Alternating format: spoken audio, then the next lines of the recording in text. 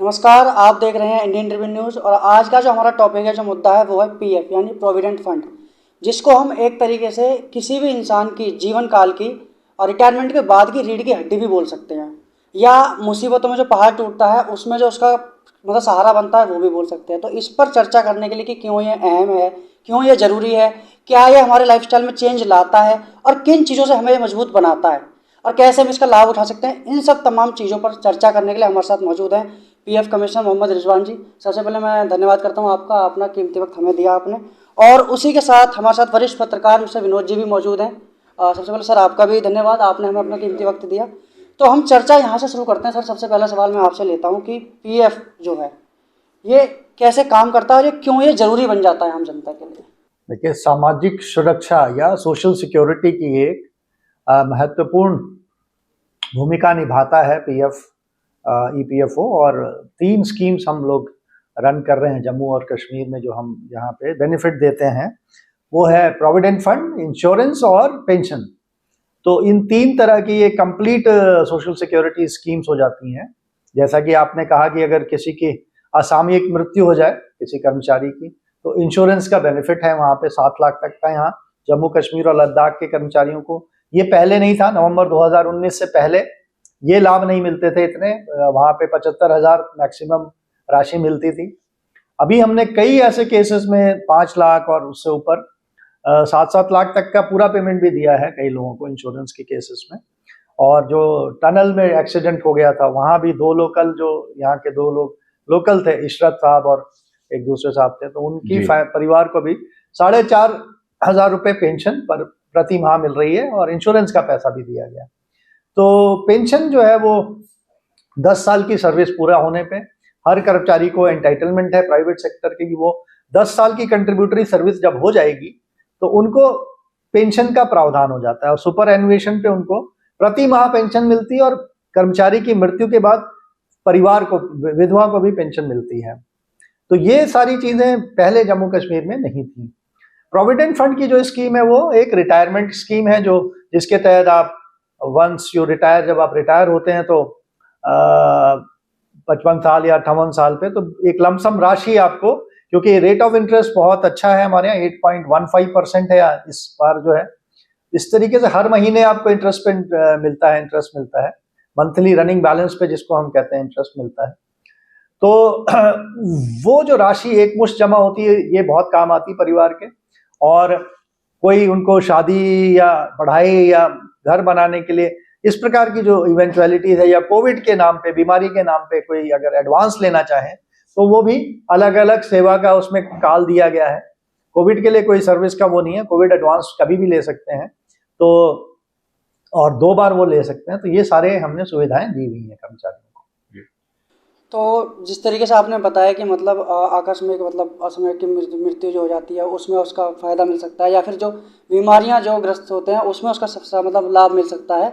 तो लेकिन कुछ प्राइवेट सेक्टर ऐसे हैं जो अभी भी इससे वंचित हैं। जैसे हम होटल या लेबर कास्ट लोगों की बात करें तो ये इस चीज़ से बहुत दूर है अभी। तो उनको इस चीज़ के लिए जागरूक करने के लिए या उनको इसमें शामिल करने के लिए क्या आपने मतलब कदम उठाए हैं? देखिए, समय समय पर हम एक निधि आपके निकट कार्यक्रम होता है, जैसे होटल्स का कश्मीर में बहुत ज़्यादा कंसंट्रेशन है या कटरा में है, तो हम एक तो हमने सबसे पहले यहाँ कॉल सेंटर जैसा कॉन्सेप्ट होता है, उस तरह से एक अपनी टीम, डेडिकेटेड टीम डेली उन लोगों को कॉल्स करती है जो हमारे यहाँ रजिस्टर्ड हैं और पीएफ नहीं भर रहे हैं। उसका नतीजा ये हुआ कि जब मैं यहाँ आया था तो 46 लाख और मंथली अकाउंट 2 की जो हमारी इनकम थी वो लगभग 46 लाख से ज़्यादा नहीं थी, 46-47 लाख, और 50 लाख के अधिकतम जाती रही होगी, जम्मू की मैं बात कर रहा हूँ। उसको हमने निरंतर, जिसे नजिंग कहते हैं, लोगों को कम्युनिकेट करके, समझा के, बात करके, वार्ता कर करके, फोन पे समझा के और मेल्स करके और बल्क मेलिंग करके धीरे धीरे बढ़ाया, और वो आज की डेट में 80 लाख का एवरेज पे आ गया है। अभी मैं देखता हूं कि पिछले साल के कंपैरिजन में अप्रैल टू सितंबर का जो डाटा देखें तो हमारा जो अकाउंट 2 का इनकम था उसमें 10% की ग्रोथ हो गई है इस साल, 10% की ग्रोथ, जबकि उससे पहले भी हमारी बहुत अच्छी ग्रोथ थी। तो एक साल पहले से अगर देखेंगे तो 23% की ग्रोथ है। तो 23% की ग्रोथ होना, 23-24% अगर हम ग्रो कर रहे हैं तो इसका मतलब कंसिस्टेंटली काम किया जा रहा है। इसके अलावा निधि आपके निकट में जाके हम अवेयर करते हैं। होटल्स में बहुत से होटल्स आगे आए हैं, नए होटल्स भी कवर हुए हैं कुछ कश्मीर में, और मैं जगह जगह पे जाके लोगों को प्रेरित करता हूँ। जहाँ पटनी टॉप में हमारे प्रोग्राम्स हुए, वहाँ भी गुलमर्ग में हुए हैं, लेह में हुए, कारगिल में हुए हैं, सब जगह हम लगातार कंसिस्टेंटली फॉलो अप कर रहे हैं। और मैंने किश्तवाड़ में भी काम किया। तो होटल क्षेत्र में ऐसा नहीं, होटल में बहुत से होटल्स हमारे यहाँ कवर्ड हैं। जो वंचित हैं, यदि उनके कर्मचारी सुन रहे हैं मुझे, तो वो हमें डायरेक्टली 6006567049 पे सूचित कर सकते हैं कि उनको पीएफ का लाभ नहीं दिया जा रहा है। और मैं नियोक्ताओं से भी अनुरोध करूंगा कि आप आगे बढ़कर आएं, क्योंकि हम निरंतर सेवा दे रहे हैं। हमारा कार्यालय फ्लेक्सी आवर्स में चलता है, तो सुबह 7 बजे, 6:30 बजे बल्कि लोग आ जाते हैं, 6:30 बजे पहला व्यक्ति आ जाता है, रात को 11 बजे तक भी काम होता है। तो फ्लेक्सी आवर्स में हम इसीलिए कर रहे हैं कि हमारा कंप्यूटर सिस्टम सुबह और शाम को बहुत फास्ट होता है। और मैं व्यक्तिगत तौर पे कार्यालय में मिल जाऊंगा आपको 8 बजे से पहले मैं ऑफिस में रहता हूँ। रात को मैं 9, 9:30 बजे तक रहता हूँ, कई बार रुकना भी पड़ता है, मुझे बहुत सा काम होता है। तो मैं लगातार आपको कॉल भी करता हूँ इस नंबर पे। आपसे कभी कभी डॉक्यूमेंट्स भी मंगाने पड़ते हैं, कुछ कमियां रह जाती है, तो kindly note the number 6006567049। Rizwan साहब जी, 2-3 सवाल आपसे बनते हैं। एक तो अनऑर्गेनाइज सेक्टर में जी, जो होना चाहिए वो नहीं हो पा रहा है। ये जो आप कर रहे हैं ऑर्गेनाइज सेक्टर में कर रहे हैं, आपकी स्टेब्लिशमेंट जम्मू में 12,000 है, कश्मीर में 11,000 है, जी, लेकिन अकाउंट जम्मू में 4,63,000 है जी, और कश्मीर में मात्र 1 लाख जी। है। उसकी वजह क्या है? देखिए, 2 सवाल एक साथ है मेरे। जी, अनऑर्गेनाइज सेक्टर में जी, पीएफ डिपार्टमेंट क्या कर रहा है? देखिए, जी। हमारी जो स्कीम है वो सेक्टर स्पेसिफिक नहीं है जी, हमारे यहाँ। मैं आपको मोटा मोटा बताना चाहूंगा कि नवंबर 2019 से पहले जिस भी संस्थान में 10 लोग काम कर रहे थे, एक थ्रेशोल्ड वर्कर्स की लिमिट होती है। अनऑर्गेनाइज सेक्टर में ज्यादातर वो लोग आते हैं जो खुद अपना काम कर जी, रहे हैं, जी। तो वो स्कीम्स, वो लोग डायरेक्टली हमारे यहाँ कवर्ड नहीं है, उस तरह के लोग। लेकिन जो भी लोग अनऑर्गेनाइज सेक्टर में भी अगर ग्रुप में काम कर रहे हैं, और एक जगह 10 लोग थे नवंबर 19 में, नवंबर 19 से पहले, तो वहां पे उस संस्थान पे पीएफ एक्ट लागू था जेएनके का, और वो आगे भी कंटिन्यू करेंगे। आज की डेट में जो नया संस्थान खुलता है उसमें 20 लोग होने चाहिए, वो हमारे यहाँ मैंडेटली स्टैट्यूटरी कवरेबल है, और वहां हम बेनिफिट देंगे। बाकी कोई भी सेक्टर के लोग हों, जैसे आप देखिए कंस्ट्रक्शन इंडस्ट्री में, मैं खुद किरू का जो एक प्रोजेक्ट है, यस, रात को मैं 7 बजे वहां पहुंचाऊंगा, 7 बजे शाम को, 7 बजे से लेकर 8:30, 9 बजे तक वर्कर्स से मैंने बात की, उनका डिटेल्स दिया, डेटा लिया। उस विजिट की वजह से कम 150 वर्कर पीएफ में ऐड हुए होंगे, कुछ जो छूटे हुए थे किसी वजह से, कुछ उन्होंने नए वर्कर थे, कुछ ज्वाइन नहीं किए थे, या तो हम लगातार कोशिश ये करते हैं। और फिर प्रिंसिपल एम्प्लॉयज से हम काफी सख्ती से ये बात करते हैं। और भी जैसे रोड प्रोजेक्ट्स पे आप देख रहे होंगे, यहाँ पे जो ये बनिहाल के आसपास काम चल रहा है, रामबन और बनिहाल के बीच में, यहाँ भी मैंने प्रिंसिपल एम्प्लॉयर से इंटरवीन करके बातचीत की, और प्रिंसिपल एम्प्लॉयर को नोटिस दिया, उनको चिट्ठी भेजी, NHAI को लेटर दिया, कंसिस्टेंट फॉलोअप किया, तो वहां पे भी एक संस्थान से 300 लोगों का मेंबरशिप ऐड हुआ। अब एक संस्थान ऐसा है यहाँ पे, जो मैं उनका नाम अभी नहीं लेना चाहूंगा, लेकिन मैं ये भी कहूँ कि जब आप कम्युनिकेट करते हैं तो शिक्षण क्षेत्र में, हायर एजुकेशन में है, उन्होंने आगे बढ़कर सिर्फ हमारे प्रयास को देखते हुए 24 से 25 लोगों को अपने यहाँ ऐड किया, मेंबरशिप एनरोल किया, और मुझे व्हाट्सएप कम्युनिकेट किया। जब मैंने दिल्ली अपने अधिकारियों को भेजा तो उन्होंने इसको काफी मतलब सराहना की। और सबसे बड़ा काम अभी हमारा जो पूरा ध्येय है वो सर्विस एरिया में मेरा रहता है। बहुत सी कमियां हैं, ऐसा नहीं है कि सब कुछ परफेक्ट है, तो मैं व्यक्तिगत तौर पे डेली मॉनिटरिंग भी करने की कोशिश करता हूँ। बहुत से कमी नाम का है, जैसे अभी एक मैडम है, उनका नाम दलजीत कौर है, उनके बैंक में दिलजीत कौर हो गया था, एक छोटी सी कमी थी। क्लरिकल लेवल पे लोग उसको रिजेक्ट करने की बात करते हैं, और वो उनका हो सकता है लॉजिक ठीक भी हो, लेकिन मैं ऐसे केसेस में पर्सनल इंटरवेंशन करके मैंने उनसे कागज मंगवाया, बैंक में उनका अकाउंट नाम में बिल्कुल स्पेलिंग ठीक करवाई, और उसको सुधार करके अभी हम ऑर्डर करके आए हूं कि होपफुली उनका पेमेंट होना चाहिए। ये मैं अभी आज ही की बात कर रहा हूँ। ऐसे कम से कम रिजवान साहब आपको रोकूंगा, एक तो बड़ा वो जवाब रह गया कि अकाउंट, नंबर ऑफ अकाउंट्स में कश्मीर और जम्मू के बीच में बड़ा डिफरेंस है। ये 4 लाख है, देखिए, उसका कारण क्या हो सकता है? उसका एक कारण सवाल साथ में ये लेना चाहूंगा कि क्या जो अनऑर्गेनाइज सेक्टर में काम कर रहे हैं लोग, जी। वो सोशल सिक्योरिटी के हकदार नहीं है। बिल्कुल। उनको सामाजिक सुरक्षा नहीं चाहिए। बिल्कुल हकदार है, लेकिन ये एक पॉलिसी डिसीजन है गवर्नमेंट ऑफ इंडिया और की तरफ से इस पे वार्ता होती रहती है, इस पे स्कीम्स पे काम भी हो रहे हैं और इसके लिए दूसरी स्कीम्स हैं। पीएम सिम नाम की एक स्कीम है, other schemes are there, but इस क्षेत्र में भी ईपीएफओ में भी कवरेज के लिए आने वाले समय में आप देखेंगे कि जब हमारा technologically we will become advanced हो जाएंगे, बिल्कुल हाईटेक हो जाएगा जब ऑर्गेनाइजेशन, तो then government can think and consider that threshold limit can be reduced. ये गवर्नमेंट के ऊपर है। बट ये जो गैप आप बोल रहे हैं इसमें मैं आपको बताऊं, अकाउंट्स का गैप होता है इसलिए क्योंकि जो इंडस्ट्रियल एरिया है वो आप अगर पॉपुलेशन चेक कराएंगे तो सांबा, बड़ी ब्रह्मणा, कठुआ और इस तरह के जो इस्टेब्लिशमेंट्स हैं ये लेबर इंटेंसिव इंडस्ट्रीज जम्मू में ज्यादा है, कश्मीर में कम है। हाँ, मेरी एक टीम वहां पे काम करी जिनको मैंने लगातार इंस्ट्रक्शंस दिया, उनकी थोड़ी सक्षमता भी मैं देखता हूं कि जब ग्रुप ए अधिकारी खुद बैठ के काम देखता है अपने सुपर, यहाँ मैं बैठता हूँ वहां पे थोड़ा सा एक वो रह जाता है कि वो उतना तन्मयता से शायद काम नहीं कर पा रहे होंगे। मैंने बहुत सपोर्ट दिया यहाँ से, उनको मैं सख्ती से डायरेक्शन भी दे रहा हूँ कि इसको आगे बढ़े। तो बहुत से डिफॉल्ट्स हैं, कुछ वहां पे लोगों ने कोविड का भी वो दिया है और बहुत से अभी कभी हमने क्योंकि कोई एक्शन उस तरीका का नहीं लिया, फील्ड विजिट नहीं की है जी, तो we will try and find out कि अगर कुछ और सुधार हो सकता है। तो पामपोर इंडस्ट्रियल एरिया मैंने अभी देखा था, मैं गया था वहां, तो मुझे लगा कि वहां कुछ काम हो सकता है। तो जहां भी आपकी नजर में या किसी भी वर्कर को या किसी भी सोर्स को ये पता हो कि यहाँ पीएफ नहीं मिल रहा है, kindly approach us through WhatsApp 60065670। Mukesh ji, actually Jammu Kashmir में इंडस्ट्री ही एक ऐसा सेक्टर है जो एम्प्लॉयमेंट जनरेट करता है। और अनफॉर्चुनेट पार्ट ये भी है, इंडस्ट्री में ठेकेदारी सिस्टम है। एक ठेकेदार है बड़ा, वो अपनी लेबर लाता है, उसमें कुछ लोगों को हाइड कर दिया जाता है, छुपा दिया जाता है। रिजवान साहब, ये बहुत बड़ा चैलेंज है आपके लिए। देखिए, मुझे जो लगता है क्योंकि प्रिंसिपल एम्प्लॉयर सब बड़े ब्रांड के लोग यहाँ पे काम कर रहे हैं, जैसे एमक्योर हो गया या और बड़ी बड़ी गोदरेज वगैरह रही, गोदरेज तो एक प्लांट बंद भी हो गया, और भी बहुत से कई कंपनीज हैं। तो ये लोग लॉ अबाइडिंग कंपनीज है, मतलब इतना आसान नहीं है किसी भी ठेकेदार के लिए। हालांकि बहुत से ऐसे खुद ही कंपनी वाले भी होंगे, कुछ छोटे छोटे कंपनीज होंगे या ऐसी संभावना हो, लेकिन अधिकतर जो आउटसोर्स हमारे सबसे बड़े बड़े एम्प्लॉयर जो हैं वो ये ठेकेदार ही हैं जो सबसे अधिक संख्या में, अदर देन श्राइन बोर्ड हमारे यहाँ बहुत बड़ा नियोक्ता है, उनका कंट्रीब्यूशन बहुत ज्यादा आता है। उनके अलावा जो ये बड़े एस्टैब्लिशमेंट्स हैं ये ज्यादातर आउटसोर्सिंग एम्प्लॉयज, और बहुत सी संख्या इसमें, कई ऐसे होंगे 15-20 ऐसे एस्टैब्लिशमेंट होंगे जहाँ काफी ज्यादा लोग, 1000 से ऊपर लोग काम कर रहे होंगे। ऐसा हमारे पास है रिकॉर्ड में। लेकिन जहाँ कोई कमी है तो प्रिंसिपल एम्प्लॉयर को भी मैं बार बार चेताऊंगा भी कि इसको आप बहुत सख्ती से देखें कि कोई भी, अगर कोई कमी है तो आगे बढ़ के आए, क्योंकि अगर मेरे संज्ञान में कोई चीज आती है तो we will take strict action. उसमें ऐसा नहीं है कि हम कोई उसमें कोताही नहीं बरतेंगे।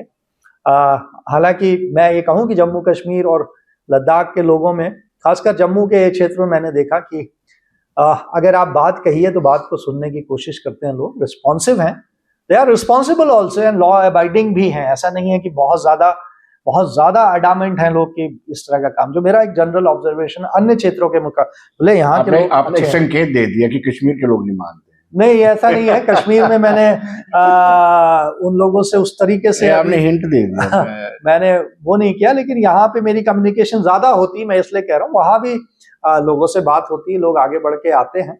बट उस तरीके से इंडस्ट्रियल बेल्ट में मैं कहूँ कि मेरा पर्सनल बहुत ज्यादा समय का, क्योंकि बहुत कंस्ट्रेंट्स हैं, बहुत से मल्टीपल चैलेंजेस हैं, इश्यूज हैं, मैं काफी समय देता हूँ कार्यालय में, लेकिन उसके बावजूद भी समय कम पड़ जाता है, मुझे लगता है कि। अच्छा, मेरा सवाल आपसे ये है कि विनोद जी ने आपसे किया कि मतलब ग्राउंड पे जो चैलेंजेस जो आते हैं वो आप कैसे टैकल करते हैं, वो आपने बताया, जैसे कश्मीर में जो आपने डिस्कस किया, और जब जो लेबर का, जो ठेकेदारों का जो मुद्दा हुआ। लेकिन डिपार्टमेंटल चैलेंजेस, यानी कि कार्यकल्प में आपको कुछ दिक्कतें कभी सामने आई हैं और उनको आपने कैसे टैकल किया है? बहुत ज्यादा चैलेंजेस हैं, क्योंकि यहाँ पे एक तो स्टाफ बहुत कम है हमारा, और स्टाफ आपकी चॉइस का नहीं होता है। तो कई बार कुछ लोग एलिमेंट्स ऐसे होते हैं जो ड्यू टू वेरियस रीजन, हमारे कुछ लोग 1 साल के लिए उनकी पोस्टिंग हुई थी, लेकिन वो अभी 2 साल से ऊपर वो रह गए यहाँ पे एडमिनिस्ट्रेटिव रीजंस की वजह से। जब शॉर्टेज ऑफ स्टाफ होती है तो एक तो आप कोई भी ऐसा एक्शन नहीं ले पाते हैं जिससे कि कोई डिसिप्लिनरी एक्शन आप इनिशिएट नहीं कर सकते हैं। अगर कोई गलती कर भी रहा है तो आपको थोड़ा सा उसको मैनेज करना होता है। हालांकि मैं काफी फर्म होके काम करता हूँ, समय से खुद ऑफिस में रहता हूँ। एक तो पहला मेरा इंटरवेंशन ये है कि मैं ये चाह रहा हूँ कि मैं और सुधरूं। जब मैं डिसिप्लिन रहूंगा तो सामने वाला भी एक बार उसको सोचेगा, ये बात है। अगर थोड़ा बहुत रहता है काम आपके हिसाब से, परफेक्शनिस्ट आप नहीं हो सकते, even if you are a perfectionist. Rizwan साहब जी, एक मूवी देखी थी अल्बर्ट पिंटो को गुस्सा क्यों आता है। हाँ जी। रिजवान साहब को गुस्सा क्यों आता है? मुझे गुस्सा, आप स्टाफ पे बड़ा हाँ, गुस्सा करते हैं, मैंने देखा हुआ। मैं गुस्सा, आप एक लेखक भी हैं, कूल हाँ, माइंडेड भी है, वो मैं, गुस्सा कब अचानक आ जाता है? मैंने देखा आपको ऑफिस में बैठा था, आपके पास हाँ, चाय पी रहा था, आपको पता नहीं किस पे गुस्सा आ गया। गुस्सा मैं इसलिए, देखिए बहुत नेचुरल इसलिए है क्योंकि आपको कोई भी गलत चीज होती है, इलॉजिकल चीज होगी या किसी वर्कर का काम नहीं होगा, तो वो नेचुरली है कि आप अगर काम नहीं कर रहे हैं तो आप जहां भी अन्याय, इनजस्टिस होगा उसको देख के होता। But I will try to improve through, और मैं इसको और काम कर रहा हूँ, लिखता भी हूँ मैं, और मैंने बहुत बहुत पेशेंस धीरे धीरे मेरा बढ़ रहा है। ऐसा नहीं है, आप देखेंगे कि मैं बहुत सी चीजों को मतलब टोटल जैसे बैकफुट पे कहते हैं ना, उस तरीके से मैं काम कर रहा हूँ। ऐसा नहीं है कि मैं बहुत ज्यादा अग्रेशन में हूँ या मैंने कोई अभी तक डिसिप्लिनरी एक्शन नहीं लिया अपने यहाँ। आज भी बहुत सी इश्यूज हुए होंगे, बहुत सी परेशानियां हुई होंगी, लेकिन मैंने अभी भी किसी का भी नुकसान नहीं किया, किसी भी वर्कर का व्यक्तिगत तौर पे कोई नुकसान नहीं किया अभी तक। मुकेश अक्सर देखने में आता है हमारे पीएफ ऑफिस में ना जी, कोई कार्ड लेके आया होता है, मेरी बेटी की शादी है, हाँ, कोई प्रिस्क्रिप्शन लेके आया होता है कि भाई मेरा ट्रीटमेंट है, और उनको पहले लंबा लंबा इंतजार करना पड़ता था। बेटी की शादी हो जाती थी, किसी से पैसे पकड़ते थे, उसके बाद पीएफ वाले एक्टिव होकर के वो भी कमीशन खा करके देते थे। अब थोड़ा बदलाव आया है, अब किसी को अप्लाई करना हो तो कितनी देर में मिल जाएगा? देखिए अभी भी क्योंकि वर्कलोड बहुत ज्यादा है, but within 20 days we try to settle the claims. कई क्लेम्स तो 2-3 दिन में भी हो जाते हैं, लेकिन एक क्योंकि बैकलॉग भी हमारे पास है, शॉर्टेज ऑफ मैन पावर है, तो फिर भी कोशिश करते हैं। अगर कोई बहुत इमरजेंट केस होता तो हम उसको 2-3 दिन में भी क्लियर कर देते हैं। बट आने वाले समय में जब स्टेबलाइज हो जाएगा ऑफिस, जब मर्जर हो जाएगा जेके ईपीएफओ के लोगों का, तो हम और सुधार कर पाएंगे। अभी मुझे काफी काम यहाँ पे करवाना है, और मेरी स्थिति यह है कि लोग जाने के लिए तैयार हैं जो हमारे 2 साल से यहाँ बैठे हुए हैं, और नई टीम आने की उसकी अपेक्षा कर रहे हैं हम। तो रिसोर्सेज का कंस्ट्रेंट है थोड़ा सा, बट ये है कि इसी में काम चलाना है। बट आप लोगों का सहयोग बहुत जरूरी है, प्लीज बेयर विद अस। कोई अगर कमी है तो मुझे डायरेक्ट अप्रोच करें। जैसा कि विनोद सर ने आपसे बड़ा ये मतलब जरूरी एक अहम सवाल किया कि ये लोगों के माइंड में भी सेट हो जाता है कि नहीं यार वो समय पे काम नहीं आते, छोड़ो ये सब चीज़ें, तो ये एक लोगों को पीछे खींचता है। तो मैं आपसे ये आखिरी सवाल लूँगा इस चीज़ के ऊपर कि लोग इसमें अवेयर कैसे हों कि हाँ हम आपकी सारी समस्या को समाधान करके आपके लिए सबसे पहले खड़े हैं। देखिए आप उसमें तो मैं यही कहूँगा कि आप मार्केट में जाके बात करें, आपके मीडिया के बहुत से साथी होंगे उनसे बात करें, एक जनरल ओपिनियन लें। और बहुत से नाम है, मैं नाम तो रिकॉर्ड नहीं रखता हूँ, मेरे पास एक 600 लगभग 650 केसेस कश्मीर के हैं जिसका रिकॉर्ड फाइल में मेरे पास है, जिनके केसेस रिजेक्ट होने के लिए आए थे, नीचे से उन पे मैंने पर्सनल इंटरवेंशन करके ऑर्डर दिया। वो 650 केसेस सेटल करने के मेरे आदेश हैं। अगर 600 और ज्वाइंट डिक्लेरेशन के कुछ इश्यूज हैं कश्मीर के जो मैंने पर्सनली अभी मंगाए हैं वहां से 350 केसेस, जिन पे कि मैं डिसीजन दूंगा कि ये होना है या नहीं होना है कैसे करके। कई बार नीचे लेवल पे बहुत से डिसीजन, कई ऐसे केसेस हैं जहां पे इंश्योरेंस के बारे में संशय होता है क्लर्क को जी, वो श्योर नहीं होते हैं कि डेथ इन सर्विस है या डेथ अवे। मैंने इसेंशियल डॉक्यूमेंट मंगा के, बनिहाल का एक केस है जहां शून्य मिलना था, पैसा नहीं मिलना था वहां, लेकिन 4.5 लाख रुपए का पेमेंट इंश्योरेंस का अपने कलम से उस पर मैंने ऑर्डर किया कि नहीं, ये बैंक स्टेटमेंट वगैरह मंगा के और देख के कि वो बीमार हो गए थे और बीमार होने के बाद डेथ हुई, तो उनको डेथ इन सर्विस ट्रीट करते हुए क्लेम हमने सेटल किए हैं। तो ये जो पर्सनल इंटरवेंशन है, ये कश्मीर के लोग खुद बताएंगे आपको, जिनका काम मैंने पिछले लगभग 7-8 महीने से मैं खुद देख रहा हूँ। रिटर्न रिजेक्शन रेशियो हमारा 25 से ऊपर था, 35% तक गया था अप्रैल 2022 में। जम्मू के लोग ज्यादा बताएंगे, नहीं आप सुनिए आप बात को कि उनका रिटर्न रिजेक्शन रेशियो पर्सनल, क्योंकि वो काम अकाउंट्स का मैंने खुद दिया, एक अधिकारी रिटायर हो गए, तो आज की डेट में रिटर्न रिजेक्शन रेशियो 13% से भी नीचे है। एक महीने में सितंबर में वो 9.5% तक मैंने कर दिया था पर्सनल इंटरवेंशन से। तो ये चीजें हम पर्सनली कर रहे हैं। तो इससे क्या फायदा होगा कि जब 100 में से केवल 10 क्लेम ही लौटेंगे, पहले 35 लौट जाते थे, तो काफी पब्लिक में एक विश्वास जागता है।